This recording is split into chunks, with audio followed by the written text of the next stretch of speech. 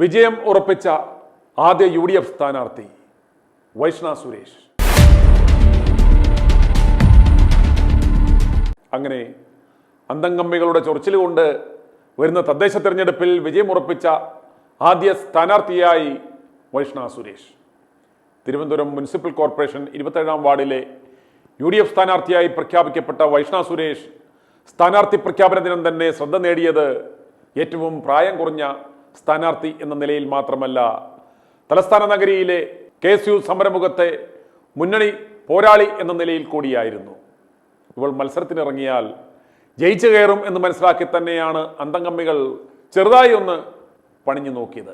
ഒടുക്കം അത് ബൂമറാങ്ങായി. മുട്ടട ward number 5-ലെ voter പട്ടികയിൽ വൈഷ്ണയുടെ പേരില്ല. വോട്ടർ അപേക്ഷയിൽ കെട്ടിട നമ്പർ തെറ്റായി രേഖപ്പെടുത്തി. വൈഷ്ണ ആ വിലാസത്തിലെ താമസക്കാരിയല്ല എന്നിങ്ങനെ CPM ബ്രാഞ്ച് സെക്രട്ടറിയുടെ പരാതിയെ തുടർന്നാണ് വോട്ടർ പട്ടികയിൽ നിന്ന് വൈഷ്ണയുടെ പേര് നീക്കം ചെയ്തത്. എന്നാൽ പരാതിക്കാരൻ ഇതിനെ സാധൂകരിക്കുന്ന യാതൊരു രേഖയും സമർപ്പിച്ചിരുന്നില്ല. തന്നെ അകാരണമായി വോട്ടർ പട്ടികയിൽ നിന്ന് ഒഴിവാക്കി എന്ന് ചൂണ്ടിക്കാണിച്ച് വൈഷ്ണ ഹൈക്കോടതിയെ സമീപിച്ചു. തെരഞ്ഞെടുപ്പ് കമ്മീഷന്റെ പ്രാഥമിക വോട്ടർ പട്ടികയിലും അന്തിമ പട്ടികയിലും പേരുണ്ടായിരുന്നുവെന്ന് വൈഷ്ണയുടെ അഭിഭാഷകൻ കോടതിയെ ബോധിപ്പിച്ചു. സ്ഥാനാർത്ഥിയായി പ്രഖ്യാപിച്ച ശേഷം മാത്രമാണ് വോട്ടർ പട്ടികയിൽ പേരില്ലെന്നറിഞ്ഞത്. നടപടിക്രമങ്ങൾ യാതൊന്നും പാലിക്കാതെയാണ് തന്നെ ഒഴിവാക്കിയത്. വോട്ടർ പട്ടികയിൽ പേര് ഉൾപ്പെടുത്തണമെന്നുമായിരുന്നു വൈഷ്ണയുടെ ആവശ്യം. പ്രാഥമികവാദം കേട്ട ജസ്റ്റിസ് PV കുഞ്ഞികൃഷ്ണൻ അനാവശ്യ രാഷ്ട്രീയം കളിച്ച് വോട്ടവകാശം നിഷേധിക്കുന്നത് ശരിയല്ലെന്ന് കഴിഞ്ഞ ദിവസം പറയുകയുണ്ടായി. ഒരു ചെറുപ്പക്കാരി മത്സരിക്കുവാൻ തയ്യാറായി എത്തുമ്പോൾ ഇത്തരത്തിലാണോ പെരുമാറേണ്ടുന്നത്? അത് അനീതിയാണ്. സാങ്കേതിക കാരണങ്ങൾ പറഞ്ഞ് 24-കാരുടെ വോട്ടവകാശം തടയരുതെന്നും കോടതി പറയുകയുണ്ടായി. ഇക്കാര്യത്തിൽ ജില്ലാ കളക്ടർ അടിയന്തര നടപടി സ്വീകരിക്കണമെന്നും വൈഷ്ണയെയും പരാതിക്കാരനെയും വിളിച്ചിരുത്തി ഹിയറിംഗ് നടത്തണമെന്നും കോടതി നിർദ്ദേശം കൊടുത്തു. ഈ മാസം 20-നകം വൈഷ്ണയെ വോട്ടർ പട്ടികയിൽ ഉൾപ്പെടുത്തണോ വേണ്ടയോ എന്ന് ജില്ലാ കളക്ടർ തീരുമാനമെടുക്കണം.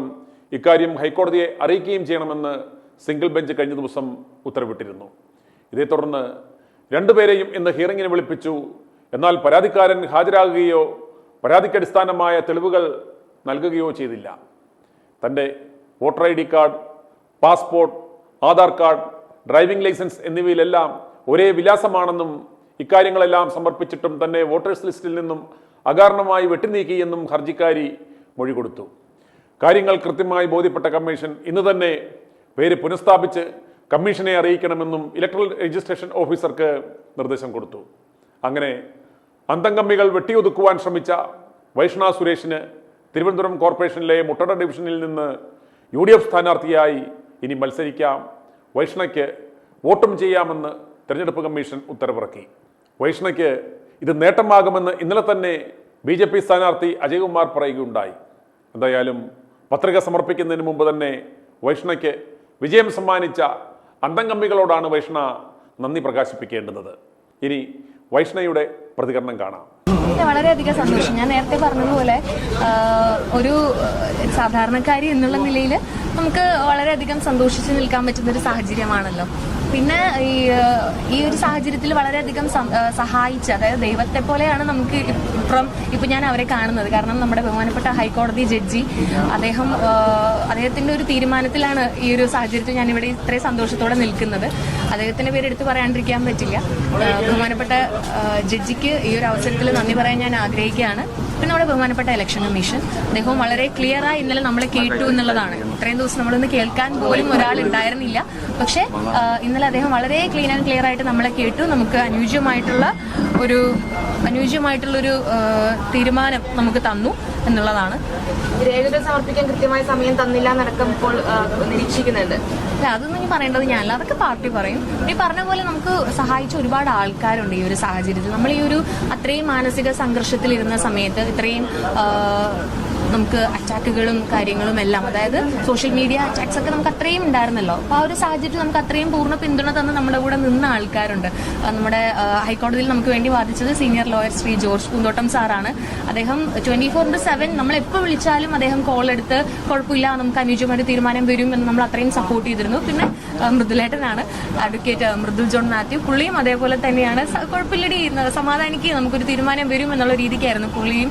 വളരെയധികം നമുക്കൊരു സ്വന്തം സഹോദര സ്ഥാനീയനെ പോലെ നിന്ന് നമ്മളെ അത്രയും സഹായിച്ചു പുള്ളിയായാലും. പിന്നെ അഡ്വക്കേറ്റ് JS അഖിൽ, പുള്ളി KPCC ഭാരവാഹി കൂടിയാണ്. അദ്ദേഹവും വളരെയധികം സഹായിച്ചിരുന്നു.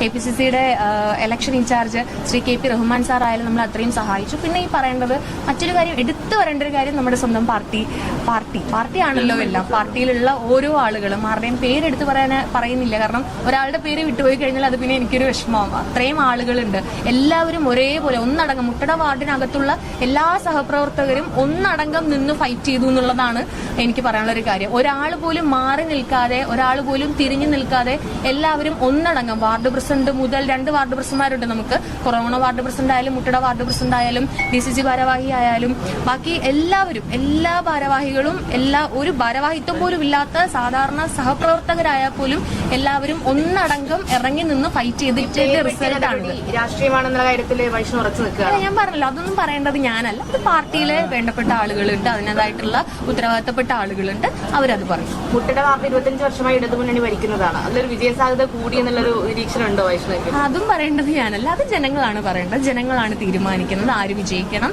ആരാണ് അതിന് ആപ്റ്റ് ആയിട്ടുള്ളത് എന്നുള്ളത് ജനങ്ങളാണ് തീരുമാനിക്കുന്നത്. അത് ഞാൻ പറയുന്നത്. പോസിറ്റീവ് ഇമ്പാക്ട് ആക്കിയെന്ന് തോന്നുന്നുണ്ടോ മണ്ഡലത്തിൽ, വാർഡിൽ?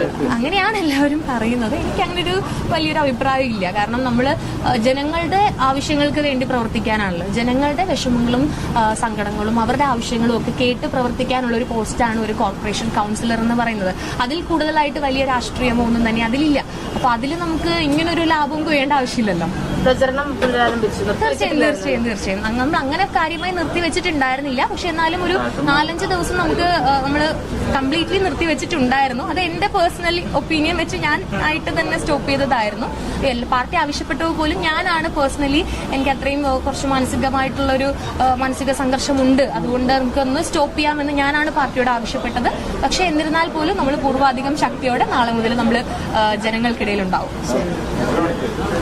വൈഷ്ണയ്ക്ക് കോടതി രക്ഷകനായെങ്കിൽ കോഴിക്കോട് UDF മേയർ സ്ഥാനാർത്ഥിക്കും സംവിധായകനുമായ VM വിനുവിനെ കോടതി കണ്ടം വഴി ഓടിച്ചു. താൻ സെലിബ്രിറ്റി ആയിട്ടൊന്നും കാര്യമില്ല, പത്രം പോലും വായിക്കാറില്ലേ, വോട്ടേഴ്സ് ലിസ്റ്റിൽ പേര് പോലും ഇല്ലാതെയാണോ മത്സരിക്കുവാൻ ഇറങ്ങിയത് എന്ന് ചോദിച്ചപ്പോഴാണ് വിനു കണ്ടം വഴി ഓടിയത്. അവിടുത്തെ UDF ആശാന്മാരെയല്ലേ നാം ആദ്യം ഓടിക്കേണ്ടത്? വോട്ടേഴ്സ് ലിസ്റ്റിൽ പേര് പോലും ഉണ്ടോ എന്ന് നോക്കാതെയാണ് ഇവന്മാർ സ്ഥാനാർത്ഥി പ്രഖ്യാപനം പോലും നടത്തിയത് എന്ന് ചുരുക്കം. ഉറിയേത് ഊഞ്ഞാലേതെന്നറിയാത്ത ഉസ്മാൻ രമേശാണ് കോഴിക്കോട് നേതൃത്വം കൊടുക്കുന്നത്. പിന്നെ എങ്ങനെ ശരിയാവും? i2i News, an eye for truth. i2i News subscribe ചെയ്തിട്ടില്ലാത്തവർ ഇപ്പോൾ തന്നെ സബ്സ്ക്രൈബ് ചെയ്യുക. നോട്ടിഫിക്കേഷൻ ലഭിക്കുവാൻ ബെൽ ബട്ടണും അമർത്തുക.